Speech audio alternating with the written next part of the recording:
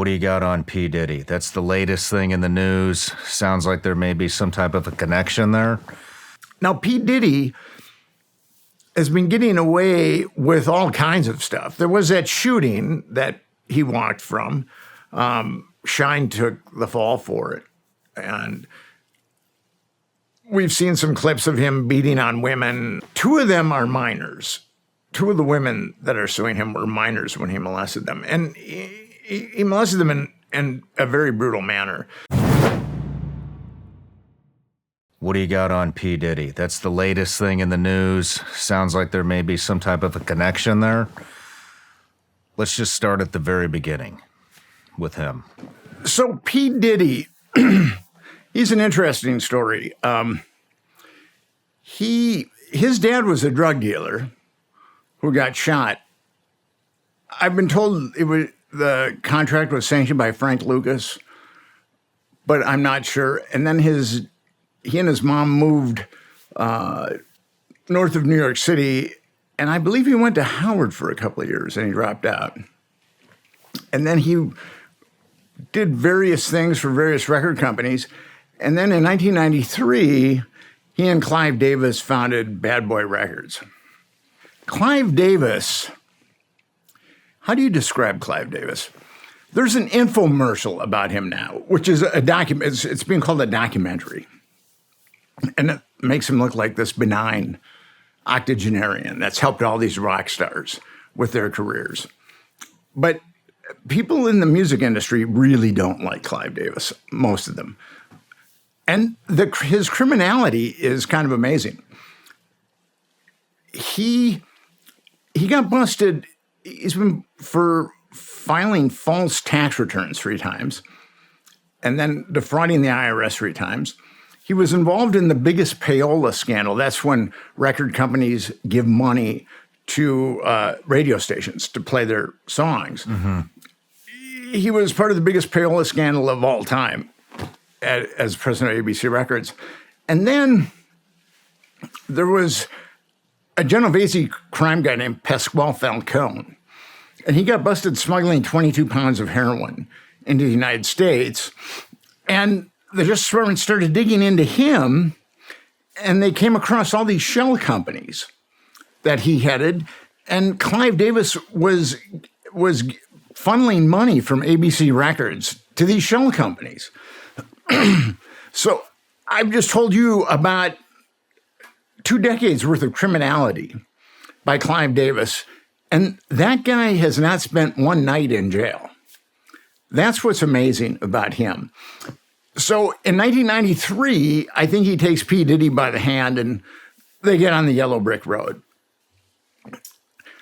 And P. Diddy has been engaged in all kind of criminal behavior, but nothing has come out. And I believe for Clive Davis, this is just my surmise, for a guy to commit as many felonies as he's committed and not spend a day in jail, I believe he's working for the government.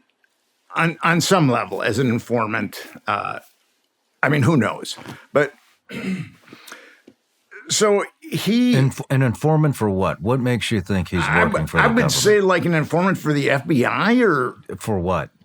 What would they be collecting? I mean, a guy in that position, I'm sure has quite a panoramic view of certain types of corruption and criminality.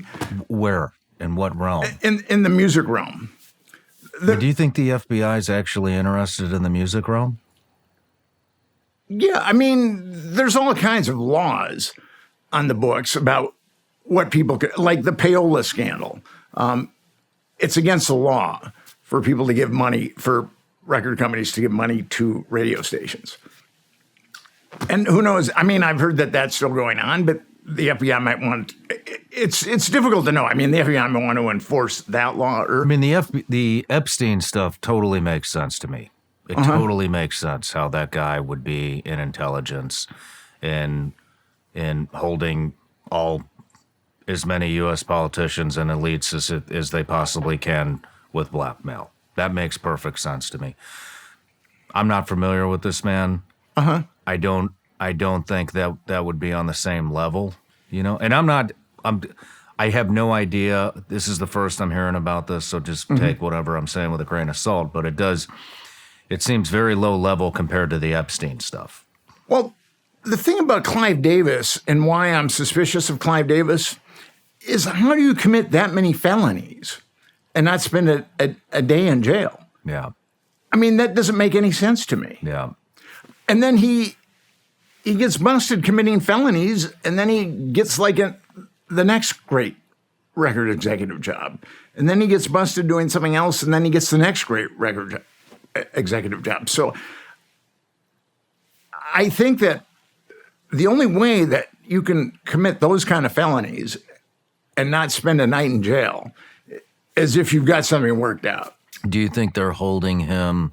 Do you think he may be some type of an informant to blackmail artists into messaging whatever narrative they want in the public eye through musicians? It's difficult to know, but people think of the power that musicians, rock stars have. That's kind of what I'm getting at. I mean, I can't remember the numbers, but they say Taylor Swift could influence an enormous percentage of the U.S. population in an election, and so that's why I'm asking. I'm not 100%. Actually, I have no idea who Davis is affiliated with, what kind of musicians he's affiliated with. The biggest names. As in who? Bruce Springsteen. Okay. I mean, people like that. He's launched a lot of. So he could be blackmailing elite musicians to message particular narratives for FBI, CIA. That's the thing. I just don't know. I mean, but how does a guy commit that many felonies and not spend a day in jail? That is with Clive Davis, that's what I've been trying to get my mind around. And the only thing I can think of is he's an informant of some kind. I mean, if you or I got busted defrauding the IRS just once, we'd probably have to spend some time in jail. Oh, yeah. I mean, they put Bernie Carrick in prison for, was it tax evasion for paying for paying his nanny cash. That's tax evasion. So how does this guy... I mean, how does everybody pay... I mean, everybody who has lawn care service, are those... is that on the books? Yeah. You know what I mean? Give me a break. So how does a guy get... I mean, he's defrauded... He's been busted defrauding the IRS 3 times. I mean, and filing false tax returns 3 times. So... how does it, and then that's not even getting into the payola and the shell companies that he's hooking up with the Genovese guy. I just don't understand how that guy doesn't spend a day in jail. Yeah. And I don't understand how there's a documentary about him. Well, I kind of understand that. That makes him not to be this benign octogenarian. The only reason I'm asking is I'm just curious, what do you think that intelligence agencies would get out of having him on the books? The only thing that can come to my mind is messaging. Messaging, like rock stars have a tremendous amount of power. Mm-hmm. And I mean, who knows? With Clive Davis, I live in New York City and I know some people in the music industry.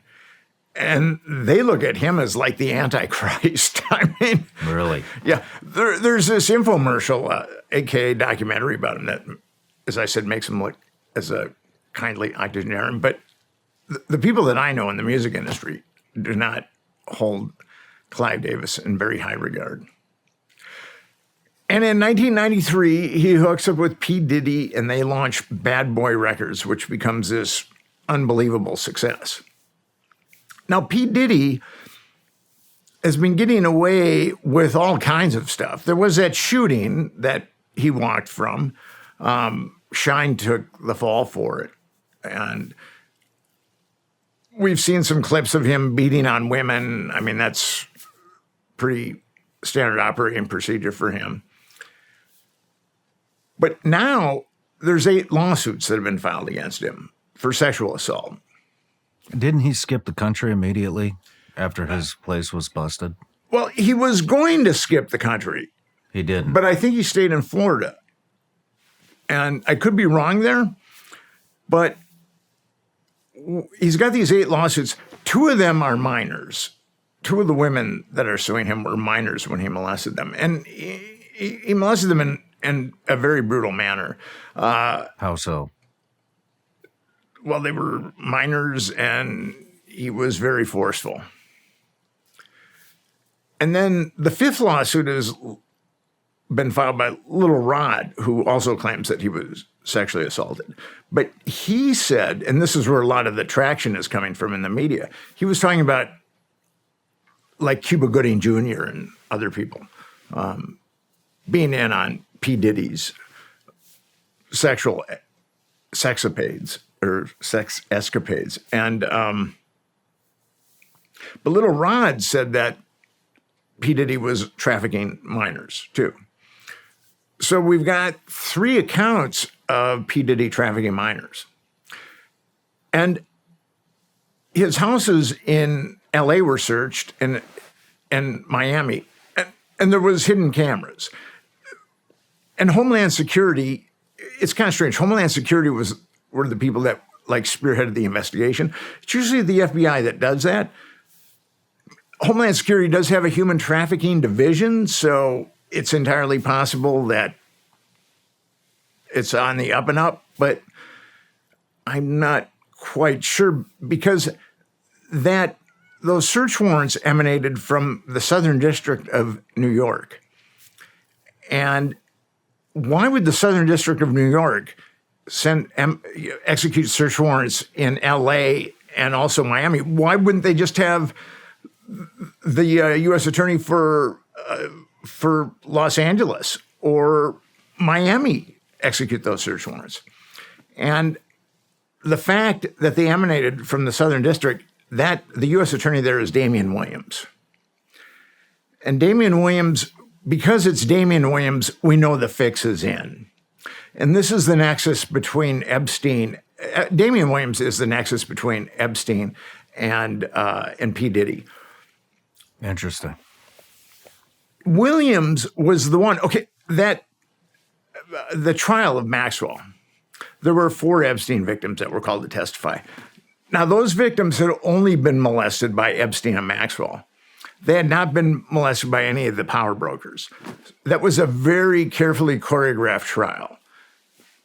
And I know a woman who covered that trial for a media outlet, and she agreed with me that it was very carefully choreographed. And Damian Williams oversaw that. He was a U.S. attorney that oversaw that trial. And he made sure that no one could be indicted other than Maxwell.